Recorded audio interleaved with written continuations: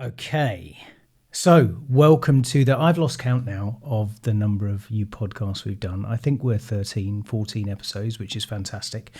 And I welcome Katy Oliver. Hello. Hello. How are you? I'm good. How are you? Good. Do you want to explain to everyone the relationship that we have? I am his long-suffering sister-in-law. Your wife is my sister. Oh, ouch. Why does that ouch? There's a lot that could come out here. So thank you very much for joining us. You're up for the festival. We're doing a bit of a family thing, right? Yes, we've been to the Edinburgh Tattoo, which was fantastic. Was it good? It was amazing. What was your favourite bit? Oh, the bagpipes, obviously. Bagpipes. They're just very stirring. Every time I see the lone piper on the wall, I get a bit emotional. So does Mum. Yeah. She got emotional at the very beginning. Are you an emotional kind of person yourself? I can be.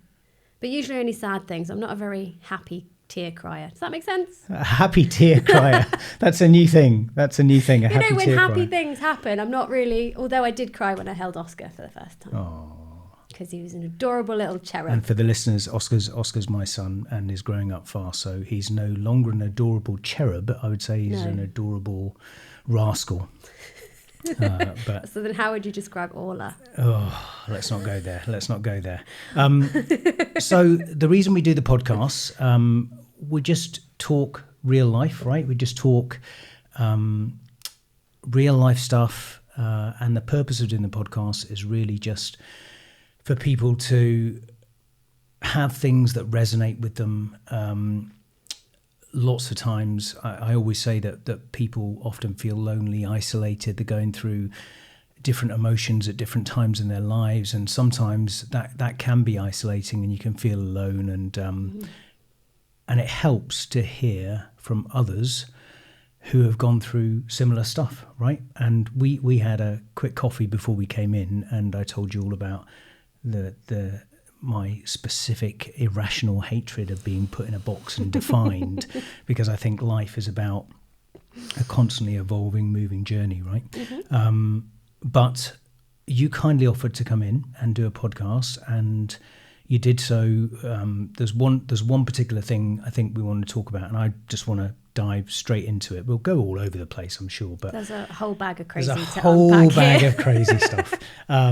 So let's start on the OCD. Yes. Okay. So how would you describe OCD generally, and then how does it manifest in terms of your own experiences with it? Okay, OCD, obsessive compulsive disorder. It can manifest itself in different ways. The most common, I suppose, is over cleaning, over washing your hands, counting things, flicking light switches several amount of times. Otherwise, something bad will happen. That's your classic OCD. And you'll hear it everywhere. Someone will straighten a pen on a desk and someone will go, oh, OCD. I mean, so it's made light of quite a lot, but actually it can go a lot deeper than that, and it can be very hard to live with. Mine started, it's hard to pinpoint. My first memory of having something to do with that was not wanting to eat from the knives and forks around my friends' houses because I was worried that they weren't clean. That's the first thing I remember. Then how old were you then, roughly? Probably about 7 or 8. Okay, maybe. so quite early so on. Like primary school age, I think. And I've always had a bit of a thing about things in public. Knives and forks. You'll always see me wiping it. You may have noticed at Nando's the other day. I have, yeah. Yeah, so just, I don't know why. They've obviously been in the dishwasher, but if they've got watermarks on them, I'm like, that's not clean. It's gotten better with age, but mine, it mainly took over when I was about 14, 15 to 16, that kind of, I became very worried about germs and hand washing, particularly toilets. Toilets are the bane of my life. I dream about toilets all the time. And when you say when you say out of control, like describe that for people, because I think, you know, straightening things on the desk, and you're right, I'm guilty of that, right? I've often made light of people that have done that. Yeah. But you know, and talking to you, clearly there are more serious ramifications. But in terms of it getting bad, what does that actually mean? It depends on the reason why you're doing it. If you just like things to be straight and you think it looks better that way, and then that's fine, then okay. But if it's some people are like, if I don't do this, something bad's going to happen. for me, I suppose the germ thing, not necessarily that something bad was going to happen, but I just didn't feel clean. And I almost sort of watch the journey of germs. So you're playing it out as things go on. So if I see someone, so let's take Oscar and Orla. We went to Edinburgh on Saturday, and straight at the train station, like, hands up, may as well have been licking the glass. And from then on, I'm watching where their hands are going. What are they touching? What are they doing? Wow. And so I'm a bit removed. Obviously, they're not my children. Obviously, I love them dearly and take care of them. But if Claire and you are okay with it, I understand kids have got to have a certain amount of grime to get a good immune system. But does it actually make you feel really uncomfortable? Not as much as it used to. Okay. But it would have done when I was a teenager. Okay. Hand washing got to the point where I was red raw. And sometimes I just couldn't stop. I didn't feel... You kind of, with OCD, it's you do it until you feel comfortable. As in you've done enough. Yes. And is it only, or has it only ever been germs as the kind of thing? That's how it started. Okay. Definitely. And then I think as I've grown up and as my situations and surroundings have changed, it's manifested itself in a different way. So now it's much more intrusive thoughts, which is a lot harder to deal with. I suppose everybody will have different opinions on that, but intrusive thoughts are... they can be any number of different topics, anything. And they've changed for me. Generally, it's random. It's quite random. Okay. I have a theme. Okay. Generally around responsibility and just things that would make me unlovable, that kind of thing. But I've lost my train of thread in terms of it changing from germs to intrusive thoughts, and then those intrusive thoughts being different. Yes. And changing over time, right? Yeah, definitely. But you can't control them. No, you can't. And it's odd for me, actually, because when the pandemic hit, that's probably when I suffered the most with intrusive thoughts. Now, you would think, being a former germaphobe, right, still mildly germaphobe, but not as bad as I was, that COVID would drive me mad, but it didn't. It may be because... that's when I broke up with my ex, and so I spent lockdown alone. So lockdown for me was symbolic of me being on my own. So I couldn't wait for it to end. Oh, really? Because I wanted to get back out there. So there's two different camps, right? Completely. There's the camp which, believe it or not, really enjoyed that lockdown and the isolation, and there's the camp that utterly detested it. I was a bit of both. I couldn't work. Being at the time, I was a beauty therapist and we all had to shut. So I was at home for about 8 months out of the whole year. Just me and the two moglets at home, driving me crackers. And of course, couldn't do anything, couldn't see anyone. Luckily, I was able to bubble with mum and dad, who are only 10 minutes down the road. But that wasn't for a while. We would meet for walks and stuff. But my marriage literally ended at that first week of lockdown. So not only needing emotional support from that and just then being on your own as well, it was tough. But I sort of learned a lot about myself. I went through lots of therapy over Zoom, and I did a lot of arts and crafts. That's my thing, my go-to. So part of me enjoyed it, but part of me hated it. And in terms of back to the OCD, did it make things worse then, that time? I know you talked about coming kind of away from the germs and into the intrusive thoughts a bit more, but did that lockdown period, did COVID change your OCD, or was it the OCD staying static whilst the environment around you changed? Was there a relationship between the two? There's a difficulty in explaining that. So it had already progressed to intrusive thoughts before the pandemic was even a thing. But when I was with my ex, unfortunately, he had quite a lot of mental health issues himself, and that kind of kept my brain so busy that I didn't have time to worry about my own stuff. So we talked about this, and I was going to ask you one of the things that I think listeners would be interested in, because I think you get different forms or severity of OCD, and people have it in experience it in different ways. So I was going to ask you about coping mechanisms, and everyone's going to be different, right? But are there things that you found that you can do? And you just said distraction, so I'm assuming that's one of them, but are there other things that you can do to keep a lid on it getting out of control? Yes, everybody will be different, so you have to do what works for you. And I've had lots of different therapists over the time. I've tried different things, but some of the most helpful ones was from the last therapist, Sylvia. She's lovely, and shout out to Sylvia. Love you, Sylvia. So the first one is, it's going to sound really stupid, but breathe. You just, when you feel yourself getting panicked, and people might be different, but for me it rises up to it's a physical thing as well, isn't it? Yeah, it starts in my gut, and when it gets to a fever pitch, it rises up my throat, and I feel a bit, not like I'm going to be sick, but I just feel a bit overwhelmed. So close your eyes and do box breathing.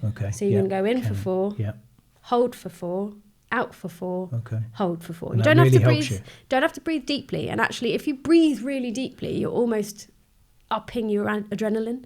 So you want to just do controlled breaths. So that's a good one. Another one she taught me was, if day to day a thought comes in that you don't want, you have to do something physical.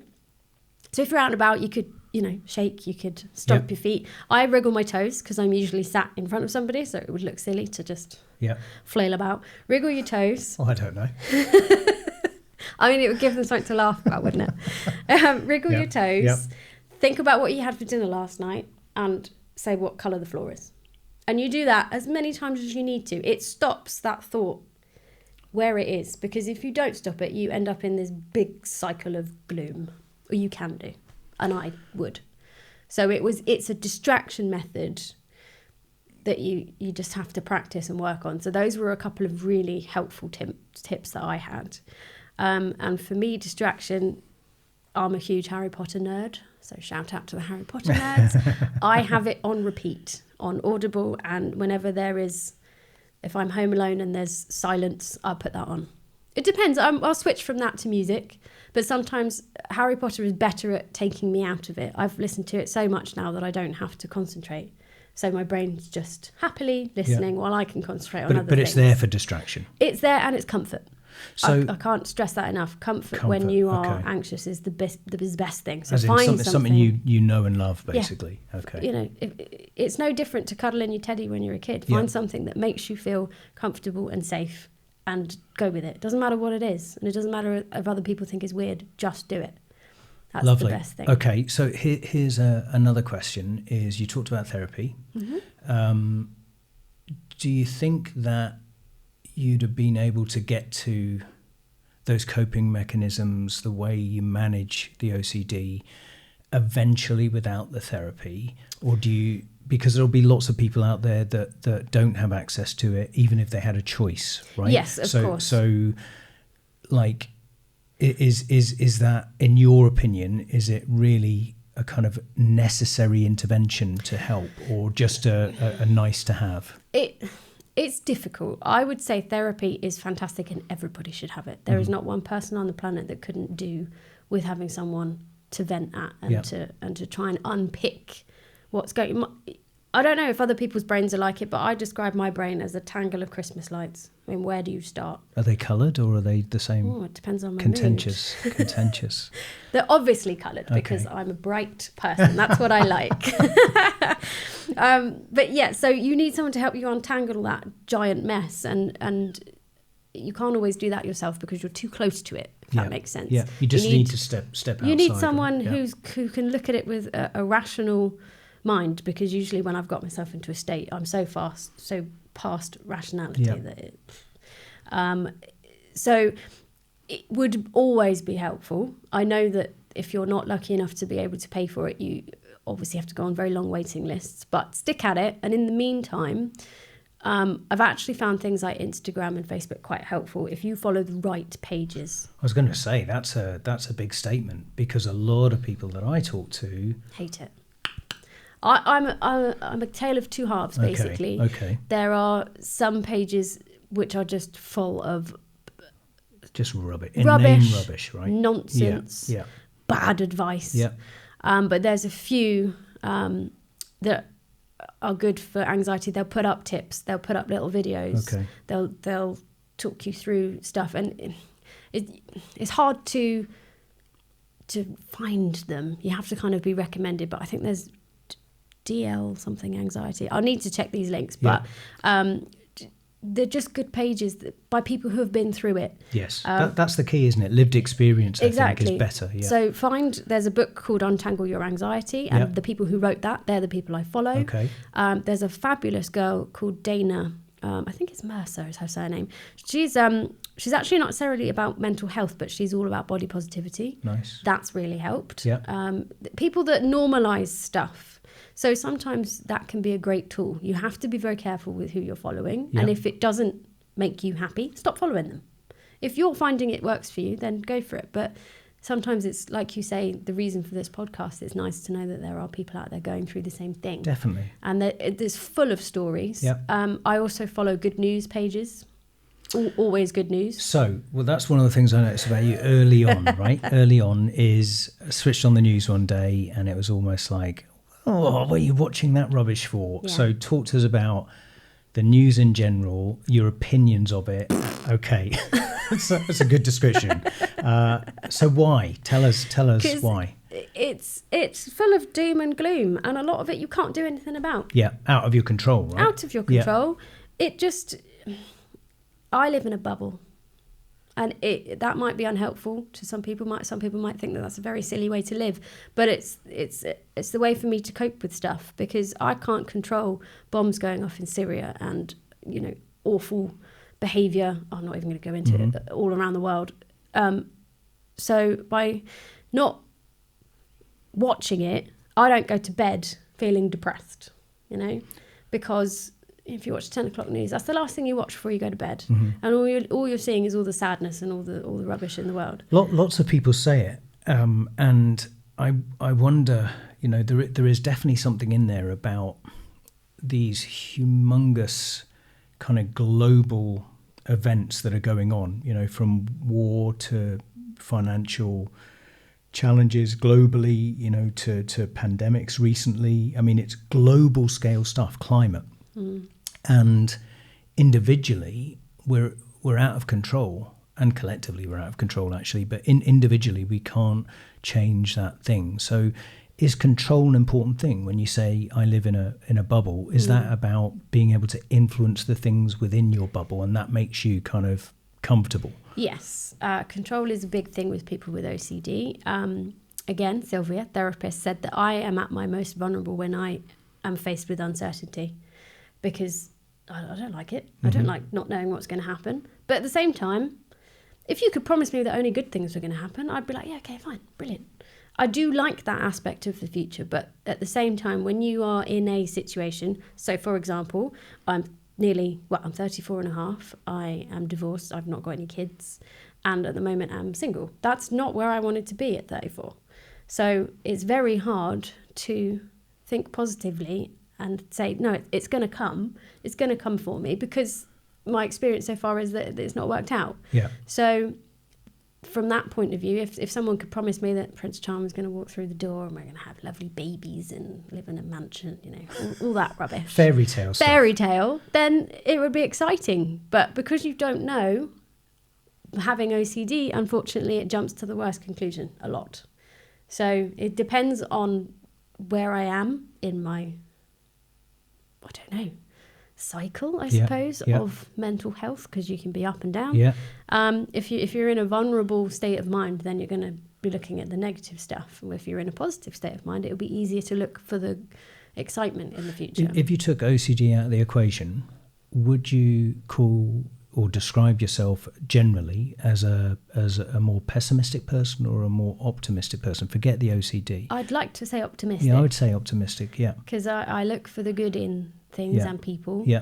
And I always want to be surrounded by smiley, happy people. Laughing is fantastic. I love laughing. It's good therapy as well in itself, really good. It is really good. So that's why I watch things like Gogglebox and utter rubbish on TV, because it's lighthearted and it reminds me of the good in the world, and that people do have a sense of humour, and it's not all nasty people and gloom, basically. It's amazing, because it doesn't matter what channel you get your information from, whether it's old style kind of print, whether it's magazines, newspapers, or whether it's kind of traditional network television, or satellite broadcasts or cable, or now social media. you can, depending on what you ingest, and again, I think I said this on a previous podcast, but nutritional values on food have only been a fairly recent thing, right? And we ingest that stuff into our guts, which affects our physical being and our mental being, because the two are connected. And yet we don't even think about what we ingest through our eyes, our ears, No, and you don't. And that's food for the brain. And we're basically, it's impossible to be a nice, well-rounded human being. It's hard, isn't it? Because healthy food does not taste good. Exercise hurts. And, that addiction to just scrolling along your phone it's a hard one. So, yeah, if you think about it, to try and eat well, do good for your body, do good for your mind, do good for the planet, that's a lot of pressure on you as a person. And some people feel that pressure, other people don't give a toss. So it's balance. So it's impossible, and don't ever feel like you're failing because you're doing your best. I think that's something that I've learned. And also that whether you believe in fate or what, I'm a very firm believer that everything happens for a reason. But a couple of things people have said to me is that you are exactly where you're supposed to be. Okay, don't fight it. Kind of accept it, right? Yes, there is, whatever you believe in, there is some sort of plan. And the right thing will come to you at the right time. So you have to have a little bit of faith as well. Which, again, is hard to do when you like to know what's happening or just have a certain control over it. And logically, wherever you are, factually, logically, that's where you are, right? So can't do you have to anything. accept it, and you have to then build from that, I think, towards something. So you touched on relationships, which is, challenging, right? But do you think that, because, the joking aside around the fairy tale stuff, I mean, you're not unique there. I think a lot of people, actually park relationships for a second, we'll come back to that. But generally in life, I think that's perhaps part of the challenge, is that people set themselves unrealistic, utopian goals, and that might be career driven, it might be financial driven, it could be relationship driven, it could be aspirations in an athletic sense, right? But we're all sometimes guilty of setting goals that are probably unrealistic and then really upset when they don't work out.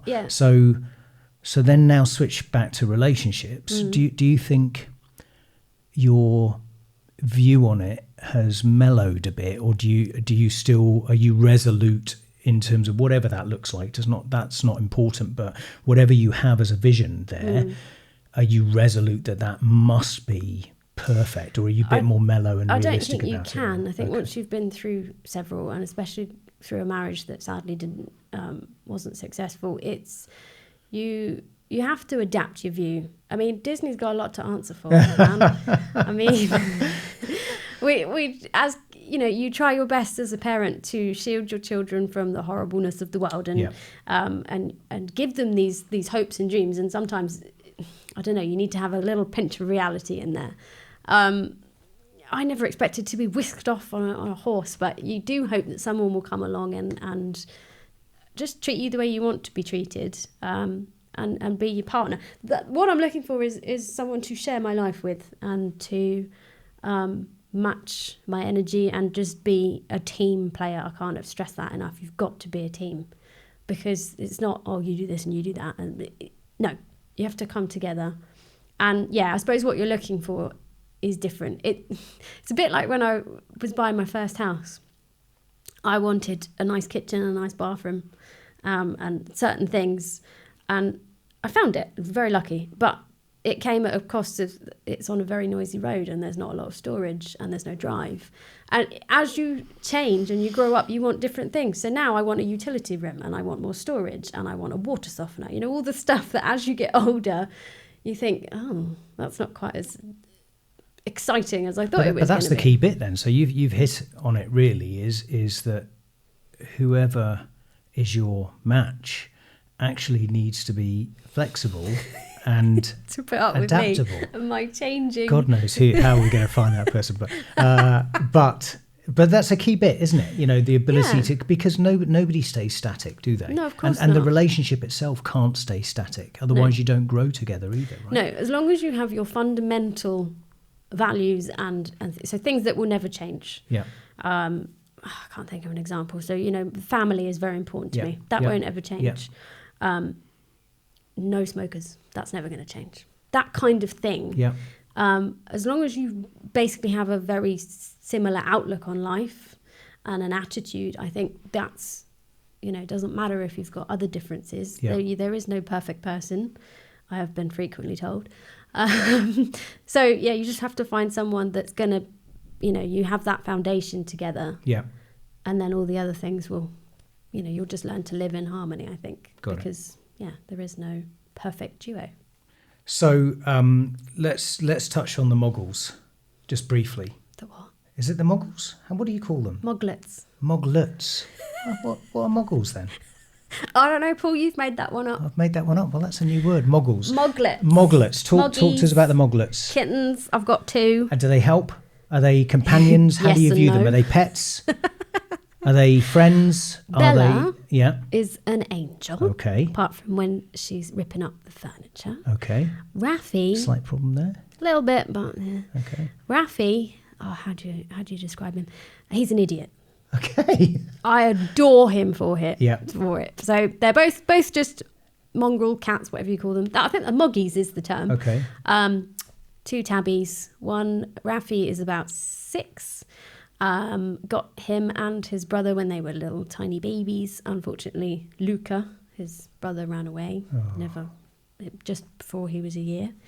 I like to think that he's gone and found himself a nice old lady. He definitely has. Feeds him so much chicken. Definitely has. That he's too fat to fit through the cat flap, Lovely. even if he wanted to come home. That's that's how I like to think of it. That is a good way to end the moggles. Moggles. Moglets. Moglets. Moggies. Moggies. Story. Moglets. We're going to now talk about a bit of work. Work. A bit of work, yeah. So tell everyone what it is that you do for work. I have recently had a bit of a career change and I'm now a full-time legal secretary for a solicitor's firm down in Farnborough. Before that, I worked myself for 10 years as a beauty therapist. So I'm still doing some beauty on the side because I didn't want to take my finger out of that pie completely. And that was something you were really passionate about as well, wasn't it? Yeah, I kind of didn't really know what to do with life. I had these grand ideas of being a graphic designer because I loved graphics at school, but when it came to uni, I chickened out. I just didn't really fancy it. I'm not a big party person, and I didn't really want to, with the germ thing, live away from home. It was a bit like, having to live with other people, strangers, blah blah blah. Yeah. So I didn't bother with uni, and I kind of just went out into work, and I was a receptionist, telephonist type thing for a while, and I sort of bounced from admin job to admin job, and then I landed at the spa at Four Seasons in Hampshire, and I was a receptionist there. But we got to go and do a day's training at Spa, which is the cosmetic brand that they use, and I went with one of the other girls who just started, but she was a therapist, and she got to stay for the whole week, and I only got to do a day. It was that point I went, I would like to do the treatments, not just book them in. Yeah. So I did an evening course in beauty therapy, and then I went back as an apprentice, and then I worked in salons for a couple of years, and then realised that that's not really for me. Salons are a tricky atmosphere. So Mum, very kindly, Mum and Dad said, why don't you do it for yourself? You can have your old bedroom back. Wow. So we turned it into a salon, and I was there. That's a new version of moving back home. I isn't know. it? Mum always says it's like you've never left. But hey, I'm pretty sure she'd be devastated if I did go. So you're still doing that? Yes, but only weekends, evenings, that every sort of other stuff. Saturday and an evening, good. because the full-time hours is quite a lot. But I mean, I loved it, but it was when the pandemic hit really that people stopped coming. Of course, for one yeah. reason or another. Yeah. Couldn't afford it, were nervous, Yeah. or had gotten so used to not having it done. So it kind of took a nosedive, and then I had to get a part-time job to sort of balance out money, and that part-time job was very dull. So that's when I looked for something different, and there just wasn't a lot of part-time available, so I made the leap to do full-time, and I love it. Really? Yeah. That's good. And I know the social side's pretty good as well. Yeah, but, social side's good. The Yeah. company's great to work for. The people in my team are all really cool. There's a nice mix of ages. That's so nice. And yeah, it's rare, but it's rare, nice. but yeah, it's lovely. So Good. I found something that I'm really happy in. So that's an area of your life that's Yeah, it's going well. right? Yeah, definitely. Fantastic. And then, so can we talk about something else that I know you're passionate about as well, which is music? I love music. And we often share tracks. We do. Not as much as we used to, but we often share tracks where I've heard something and I'll share it with you, or you've heard something and share it with me. Mm-hmm. So how important is music for you? What does it do for you? You know, just talk us through the music thing. There's never a moment where I'm not listening to something. Really? In the shower, while I'm cooking, while I'm gardening. You always have the music on? Always have something on, yeah, Okay. something in my ears. Because it's not only is it a way to stop my brain from going, oh, hang on, silence. What can I pick out of here and obsess over? But it's a way of expressing myself. I love singing. Whether I'm any good at it, I don't know. Yeah. But I do love it. So yeah, and all sorts of different things as well. My particular favourite is country music at the moment, which is a little bit of I don't know, it's a niche. Although, it's definitely a niche. Although more people like it than you think. Oh, They come really? out of the woodwork. Ah. When you put something on Instagram or whatever and you've got a country music song, people are like, I didn't know you like country music. Have you heard this person? So it's like you kind of hide it. It's almost, people are it's like their guilty pleasure. But it's not like, you know, all banjo twanging, you know, all that kind of stuff. There is some really lovely stuff, and what I love most about it is that their lyrics tell a story. So, and the story in music for you, stories as important as the music. It can be, but sometimes for me, I just want something that I can sing to or tap to, or something that just puts a smile on my face. Yeah, I think one song that never fails to make me smile, and I don't know why, but it is Jump Around by House of Pain. Oh, wow. It just makes me smile. That is not a song that I'd No, you wouldn't, choose. would you? No, I think it's no. because it reminds me of Mrs. Doubtfire. That was a favourite when I was a kid. But it's an uplifting thing for you, music, right? Yes, definitely. If it doesn't make me feel good, Yeah. I turn it off. If it's got the wrong tone or the wrong vibe to it, I'm like, no, I don't like that. So does that include things like sad songs? No, it depends. Okay. It very much depends. Because those aren't uplifting. No, they're not. But if it's beautiful, Okay. or if it's got a lovely tune, Yeah. I'll only listen to them if I'm in a good mood, Yeah. or if I'm like, I need to cry. I need to let it out. I need to let it out. I've got like a subdued mood. All right, I'm feeling a bit meh. I'll put that on. Oh, so this is interesting because I'm going to curtail into You Understood here. Okay. So You Understood, when you capture a moment, Mm-hmm. you actually have to stop and think about how you're feeling. And often we don't do that. We just go through life not engaging with ourselves. We try and engage with everything else around us. But we go through how we're feeling. We have to stop and think about how we're feeling. And you've really just described that without really knowing it. So you say, I'm in this particular mood, which is you aligning with yourself because you recognise that, which is something you'd be surprised about in terms of the general population. But then you choose music that aligns with your mood. That's really interesting. Yeah, if I'm in a low mood, I find that putting happy music on doesn't always work. So sometimes I'm like, no, I need to feel this. So you just Go with it. go with it. Rather than fight it. Yeah, one of the things that I've learned through therapy is that you sit with your anxiety. It's uncomfortable as hell, but you have to let it be there Let it be. and just be like, I see you. I'm just going to let So you it's be almost here. acknowledging it Yes, is a help rather than pretending it's not there, burying your head in the sand. Sometimes if you try and fight it, it's even worse. Yeah. You know, you have to just let it be. Very, like I say, very uncomfortable and very difficult to do. So it's something that you kind of have to practice. And if you try and you can't do it, don't worry. You haven't failed. You just need to keep trying. We had Rebecca Norris on from the Pottery Throwdown, and she was talking about working with her hands and how that was immensely therapeutic for her. Very. So I know you've done a bit of pottery, and I know that you're actually quite crafty. Very. In terms of you love producing, creating things, and you've done some fantastic stuff, especially for the children over the years. But is that a distraction, or is that something that you're actually passionate about in isolation, or actually it just coincidentally happens to be a distraction, but actually you love it? Because I loved it, Yeah. and I find that I'm generally quite successful with what I try to make, it then becomes something, again, you've got to be in the right frame of mind. Okay. If you're really low, sometimes it will be the hardest thing ever to pick up that paintbrush or whatever it is. But you're that's trying what they to say do. about everything, you don't have to shoot for the stars. Again, just take the first step. Yeah, even if that's just showering. Pick up exactly that. Yeah, there's a lot of that on those anxiety pages. Okay. Right, if what have you done today? If you've just made it through the day, I'm proud of you. Yeah, exactly. So it's about managing your expectations of yourself. Sod the world. Yeah. Whatever they think.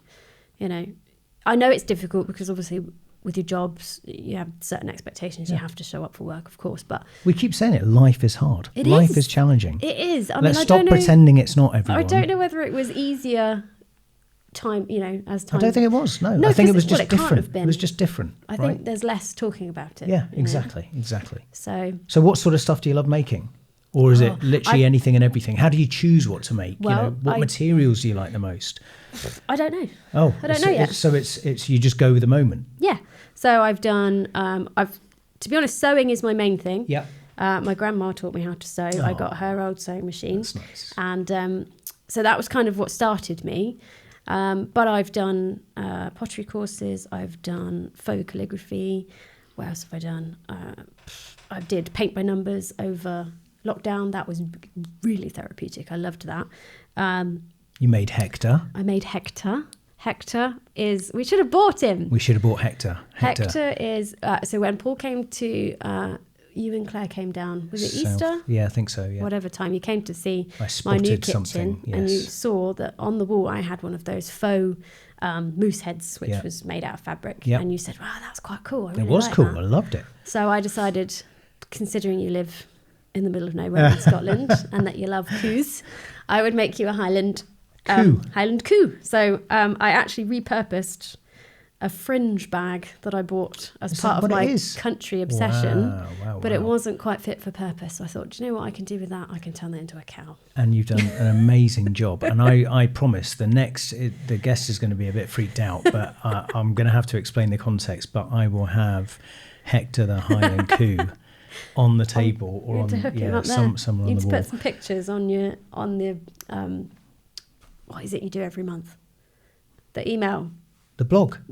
or the newsletter. The newsletter. Yeah, absolutely. That's the word. So we'll do that. And what I have loved about this episode of the podcast is that you're actually quite different in terms of the things that you do from the guests we've had so far.